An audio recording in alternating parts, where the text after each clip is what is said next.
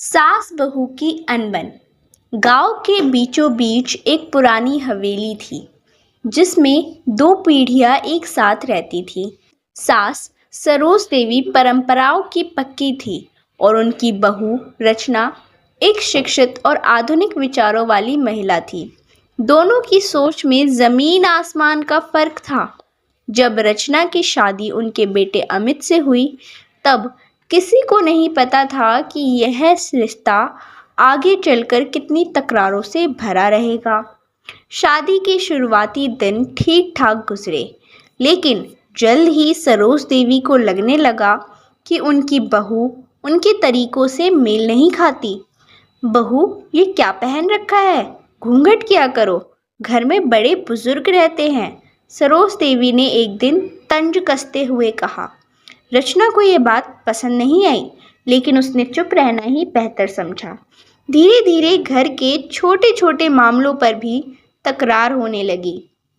कभी रसोई में कम नमक डालने को लेकर बहस होती, तो कभी घर के कामों को लेकर ताने सुनने को मिलते। सरोज देवी को लगता कि उनकी बहू उनकी बातों का सम्मान नहीं करती, जबकि रचना को लगता कि उसकी सास बेवजह उसे तंग करती है। एक दिन जब अमित ऑफिस चला गया और घर में सिर्फ रचना और सरोज देवी थी, तब झगड़े ने एक नया मोड़ लिया। बहू, तुम रोज सुबह जल्दी क्यों नहीं उठती? हमारी बहुओं को सूरज निकलने से पहले उठने की आदत डालनी चाहिए, सरोज देवी ने ताना मारा। रचना ने संयम रखते हुए जवाब दिया, माँ जी, मैं देर रात तक काम करती हूँ, थोड़ा आराम भी ज़रूरी होता है, और फिर मैं उठते ही सारा काम कर लेती हूँ। सरोज देवी को यह जवाब नागवार गुजरा। तुम्हारे मायके में जो आदतें चली होंगी वो यहाँ नहीं चलेंगी। यह सुनकर रचना का धैर्य टूट गया। माँ जी, आपको हर समय मुझ में कमी निकालनी ही क्यों होती है? अगर मैं आपकी तरह से कुछ करना चाहूँ तो क्या गलत है? क्योंकि तुम इस घर की बहू हो और बहू को घर की परंपराएं निभानी पड़ती है, मनमानी नहीं। रचना और सरोज देवी की बहस इतनी बढ़ गई कि उस दिन दोनों ने खाना भी अलग अलग खाया। झगड़े का असर पूरे घर पर दिखने लगा। अमित जब भी घर आता उसे माँ और पत्नी दोनों की शिकायतें सुननी पड़ती। अमित, तुम्हारी पत्नी मुझसे ठीक से बात नहीं करती, सरोज देवी शिकायत करती। अमित, माँ हमेशा मुझसे ताना मारती है, हर काम में कमी निकालती है, रचना कहती। अमित इस बीच पिसने लगा, तुम दोनों क्यों नहीं समझती? घर में शांति से रहना इतना मुश्किल क्यों हो गया है?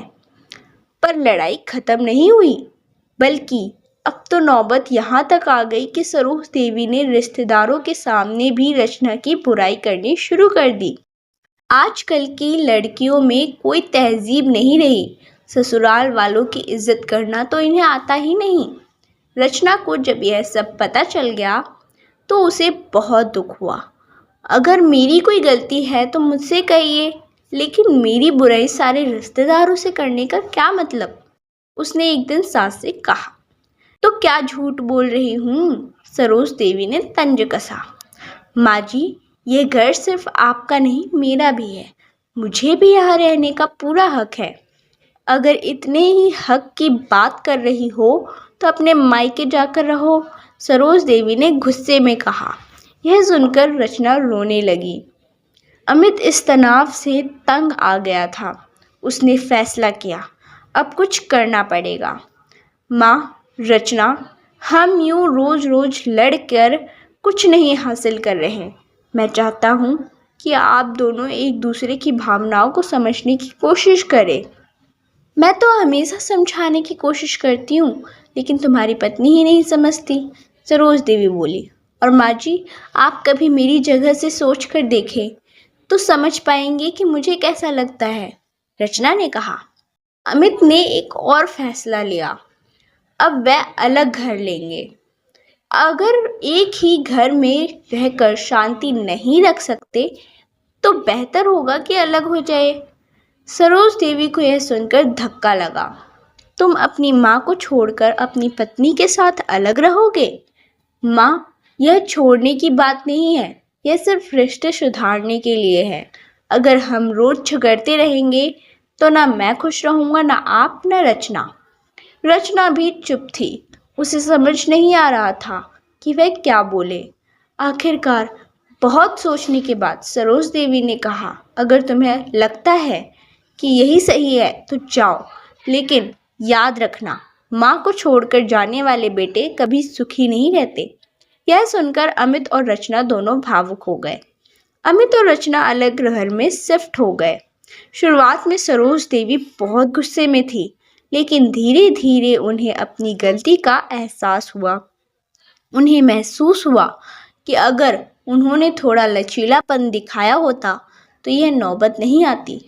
रचना को भी अपनी सास की अहमियत समझ आई। उसने महसूस किया कि सरोज देवी की सख्ती के पीछे उनकी चिंता और अनुभव छिपे थे। कुछ महीनों बाद रचना ने खुद पहल की और सरोज देवी से मिलने गई। माँ जी, मुझे माफ़ कर दीजिए, मैं आपकी भावनाओं को नहीं समझ पाई। सरोज देवी की आंखों से आंसू आ गए।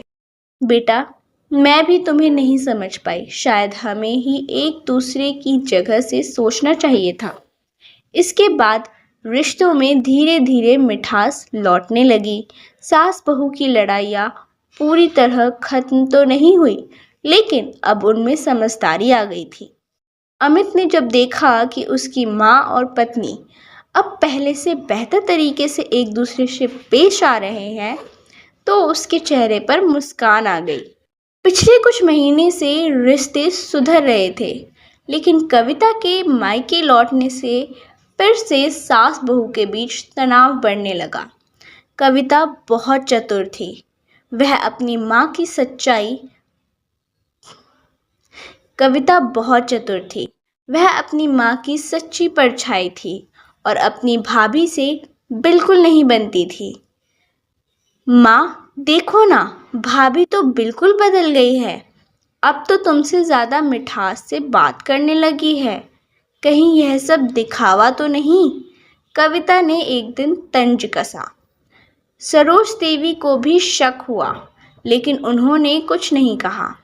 रचना ने यह बात सुन ली और सोचा, अब ये नया ड्रामा शुरू हो गया। कुछ ही दिनों में कविता ने घर में सास बहू के बीच दुश्मनी का जहर घोलना शुरू कर दिया।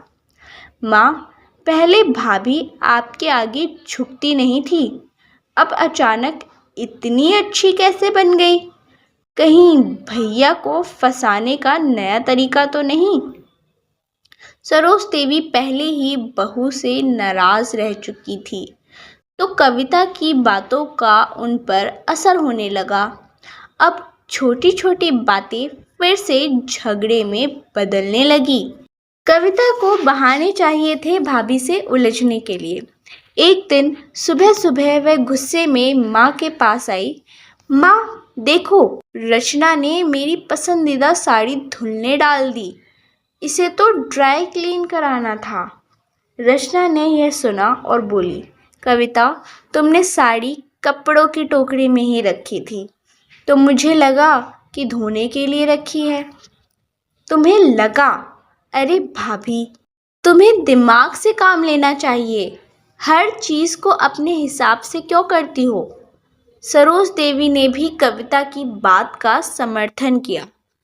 रचना, तुमसे इतनी भी समझदारी नहीं होती कि किसी और की चीज़ पूछकर छूनी चाहिए। रचना अब चुप नहीं रह सकी।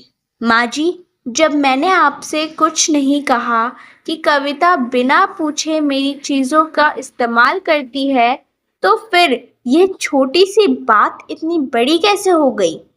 अब तो घर फिर से महाभारत का मैदान बन गया। रोज रोज की लड़ाई से अमित बहुत परेशान था। रचना, अगर तुम्हें इतनी दिक्कत है तो इस घर में मत रहो। यह सुनकर रचना का दिल टूट गया। उसने अमित से उम्मीद की थी कि वह उसका पक्ष लेगा, लेकिन यहाँ तो उल्टा उसे ही गलत ठहराया जा रहा था। कविता और सरोज देवी ने मन ही मन खुशी मनाई कि अब अमित भी अपनी पत्नी से नाराज हो गया। रचना ने गुस्से में अपना सामान पैक किया और अपने मायके जाने के लिए निकल पड़ी। रचना के जाने के बाद अमित का घर सूना हो गया। अब उसे समझ में आया कि उसकी पत्नी के बिना जीवन अधूरा है। सरोज देवी और कविता ने सोचा था कि अब सब ठीक हो जाएगा, लेकिन हुआ उल्टा। कविता के ताने अब उनकी माँ को भी चुभने लगे। माँ, अब तुम्हें भी काम करना पड़ेगा, भाभी तो चली गई। माँ, तुमसे ठीक से खाना नहीं बनता, भाभी थी तो कम से कम अच्छा खाना मिल जाता था। धीरे धीरे सरोज देवी को एहसास हुआ कि उन्होंने रचना के साथ ज्यादती कर दी थी। एक दिन कविता ने अपनी माँ से कहा, माँ, अब जब भाभी नहीं है तो भैया भी ज़्यादा समय घर पर नहीं रहते। लगता है वह भाभी को वापस लाने की सोच रहे हैं। अब सरोज देवी को चिंता हुई कि कहीं उनका बेटा सच में अलग न हो जाए। अमित ने आखिरकार फैसला किया कि अब अपनी माँ को सच्चाई बतानी होगी। एक दिन जब कविता घर पर नहीं थी, अमित ने माँ से कहा, माँ, आपको कभी नहीं लगा कि जितनी नफ़रत आपने रचना के लिए मन में भर रखी है, वह असल में कविता के वजह से थी? कैसी बात कर रहा है बेटा? माँ, जब मैं और रचना अलग घर में रह रहे थे तब सब ठीक था, लेकिन जैसे ही कविता आई फिर से झगड़े होने लगे। क्या आपको नहीं लगता कि यह सब उसी की वजह से हुआ? अब सरोज देवी को सोचने पर मजबूर होना पड़ा। अमित ने आगे कहा, रचना कोई बुरी बहू नहीं है माँ। हाँ, वह अलग सोच रखती है, लेकिन उसने कभी आपका अनादर नहीं किया, बल्कि जब वह यहाँ आई थी तब उसने रिश्ते को सुधारने की कोशिश की थी। अब सरोज देवी को अपनी गलती का एहसास हुआ। अगले दिन उन्होंने खुद रचना को फ़ोन किया और कहा, बेटा, घर लौट आओ। मुझे एहसास हो गया कि मैंने तुम्हारे साथ गलत किया। रचना को विश्वास नहीं हुआ, लेकिन अमित ने समझाया कि अब माहौल बदल चुका है। कुछ दिन बाद रचना घर लौट आई।